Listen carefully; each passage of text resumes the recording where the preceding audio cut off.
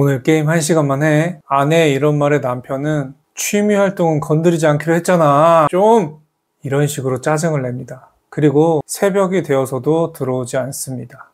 아마 이 말 너무 익숙하시죠? 남편에게 자주 듣는 말은 이것만 하고 조금만 이러면서 게임을 계속한다는 겁니다. 많은 아내분들이 이런 이야기를 들으시면서 속아주고는 합니다. 이런 상황이 계속 반복되다 보면 나는 남편이랑 결혼한 건가, 게임이랑 결혼한 건가 이런 생각이 들기도 할 것 같습니다. 오늘 영상에서는 게임 중독으로 고통받는 아내들을 위한 현실적인 해결책, 도움되는 영상을 준비했으니까 꼭 봐주시고요. 핵심 내용이 끝에 나오니까 집중해주세요. 이런 사연도 있습니다. 아내는 남편과 결혼을 했는데요. 결혼 전에는 남편은 게임도 아예 안 하는 사람인 것 같았습니다. 아내는 카페에서 게임하는 남자들을 보면 정말 극혐하는 아내분이었는데요. 결혼을 하고 나니 남편이 딱 그 사람이었던 겁니다. 아내는 퇴근 후에 가족과 단란한 시간을 보내려고 저녁 준비를 하고 있는데요. 퇴근하고 들어온 남편은 불이 나게 컴퓨터 방으로 들어갑니다. 옷도 벗지 않고요. 식사도 하지 않고요. 하루 종일 게임만 합니다. 밥을 먹는다면 그냥 자기 냉장고에 가서 삼각김밥이나 이렇게 간단히 먹을 수 있는 것만 꺼내와서 혼자 식사를 합니다. 어느 날은 조금 일찍 들어온 날이었어요. 근데 남편이 오자마자 바로 컴퓨터 방으로 들어갔습니다. 게임에 중요한 이벤트가 있었기 때문에 반차를 내고 들어온 것이었어요. 아내는 정말 기가 찼겠죠? 남편은 컴퓨터 방으로 들어가고 일절 대화를 하지 않았습니다. 남편의 의사소통 능력이 100이었다면 95%를 게임에 사용을 하고요. 5%를 아내에게 사용하고 있었습니다. 남편은 현실 세계보다 게임이 현실이 된 상황이었습니다. 이쯤 되면 아내는 이런 생각을 하겠죠. 내가 결혼을 잘한 게 맞을까? 이혼하는 게 낫지 않을까? 자, 그렇다면 남편은 왜 게임에 빠지는 걸까요? 우리는 그 근본적인 원인을 알고 가셔야 됩니다. 남편의 문제를 단순하게 의지 부족이라고 보기에는 조금 부족한데요. 조금 다른 측면으로 바라보자면 남자들은 성취와 인정의 욕구가 굉장히 강합니다. 그리고 이 욕구를 가장 잘 채워주는 게 게임입니다. 회사에서는 매일 스트레스 받고 아내에게는 왜 이것도 안 해놨어? 이런 자질구레한 잔소리를 듣다가 게임에서는 영웅이 됩니다. 레벨도 오르고 아이템도 얻고 다른 유저들에게 칭찬도 듣고 캐릭터도 엄청나게 강해집니다. 그러면서 현실보다 게임에서 더 큰 존재감을 가지게 되는 것이죠. 그게 반복되다 보면 현실이 게임보다 낮아지게 되고요. 게임에서 현실 도피처를 찾아서 자기는 평생 생활하게 되는 그런 삶을 살게 되는 겁니다. 자, 그러면은 게임 중독에서 오는 전형적인 신호들은 어떤 것들이 있을까요? 첫 번째로 현실 도피가 있습니다. 건강보다 가족보다 우선이 게임이 되고요. 게임 레이드 같은 것들을 하기 위해 몸을 던집니다. 두 번째는 생활 패턴이 붕괴됩니다.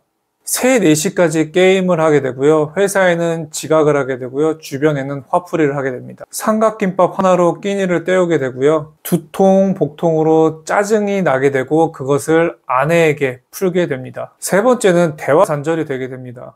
게임만 하기 때문에 아내가 무엇이든 물어볼 때 건성으로 대답하게 되는데요. 응, 알았어. 이것만 하고 대화하자 등등으로 게임이 우선되고 아내가 쥐가 되는 현상이 발생됩니다. 거짓말도 증가하게 되는데요. 아내에게 야근이야 라고 얘기하지만 사실은 PC방입니다. 금방 끝나 라는 말은 2시간, 3시간 더 하겠다는 말입니다. 스스로 죄책감은 가지고 있지만 끊기는 어렵습니다. 여기가 핵심 포인트인데요. 아내의 일관적인 많이 하는 리액션은 남편에게 전혀 도움이 되지 않습니다. 예를 들어서 당신은 정말 너무한 거 아니야? 가족은 안중에도 없고 게임만 해? 애가 아빠 얼굴을 몰라. 맨날 게임만 하니까 밥 좀 같이 먹자고 하는 게 그렇게 어려워? 게임이 더 중요해? 이렇게 말을 하면 남편은 또 이런 식으로 반박을 합니다. 다른 데 돈 쓰는 게 아니고 건전한 취미 활동 하잖아. 내가 술을 먹어 뭘 먹어? 이거 다 프로게이머 같이 하는 거야. 이걸로 돈 벌 수 있고 우리 재테크 하는 거라고. 왜 자꾸 나한테 제재를 해? 나한테도 자유가 있어. 이런 식으로 말을 하면서 아내와 찬반 토론을 하게 됩니다. 그렇다면 방법 중에 하나로 게임 시간을 정해주는 건 어떨까요? 그 방법은 역효과입니다. 결론부터 말하자면 단기적으로는 효과가 있지만 장기적으로는 큰 효과가 없는데요. 그 이유는 뭐냐면 약간 한정판 가방 같다고 생각하시면 됩니다. 우리가 그 가방을 정말 사고 싶은데 비싸서 못 사죠? 그러면 더 간절하고 진짜 사고 싶은 열망이 커지게 된다는 것입니다. 나중에 게임은 기다리다 지쳐서 몰아서 미친 듯이 하게 될 것입니다. 그럼 방법이 없는 건가요? 지금부터는 진짜 효과 있는 3가지 전략을 말씀드리겠습니다. 영상을 여기까지 본 사람들만 가져가시기 바랍니다. 첫 번째는 게임의 가치를 떨어뜨려 주세요. 멘트 하나가 굉장히 중요합니다. 당신 우리가 왜 결혼했는지 기억나? 라던가 우리 아이가 당신하고 웃으며 대화할 때 정말 좋아해 등과 같은 멘트를 해주세요. 남편과 아내가 초창기 아이를 가족 계획을 세우고 우리가 같이 어떤 가족 목표를 세웠는지 생각하게 해주고 거기에 따라서 게임이 너무 방해하고 있는 건 아닐지 그런 정보들을 계속 주어서 게임이 방해된다고 생각하게 만드셔야 됩니다. 두 번째는 오프라인에서 인정 경험을 만들어 주셔야 됩니다. 아까도 얘기했죠. 남자는 성취와 인정 욕구가 굉장히 강합니다. 함께 할 수 있는 취미를 제안해 보시는 걸 강력 추천합니다. 등산, 보드게임, 쿠킹 클래스 등 남편이 어디에서든 인정 욕구나 성취 욕구를 얻을 수 있기 때문에 게임을 조금씩 뒤로 할 가능성이 굉장히 높아집니다. 그리고 남편의 행동에 의미 부여를 많이 해주세요. 당신이 오늘 회사 갔다 와서 힘들 텐데 우리랑 이렇게 저녁까지 먹어줘서 정말 고마워. 아이랑 시간 같이 보내는 거 당신이 너무 잘해줘서 나는 오늘 정말 행복해. 아내의 말 한마디가 게임에서 엄청 큰 이벤트고 보상입니다. 거기에 따라서 남편의 행동이 분명 달라질 수 있습니다. 게임은 나쁜 게 아닙니다. 하지만 그게 전부가 되어버리면 가족은 점점 옵션이 되어버립니다. 게임 중독은 심하면 이혼 사유가 되기도 합니다.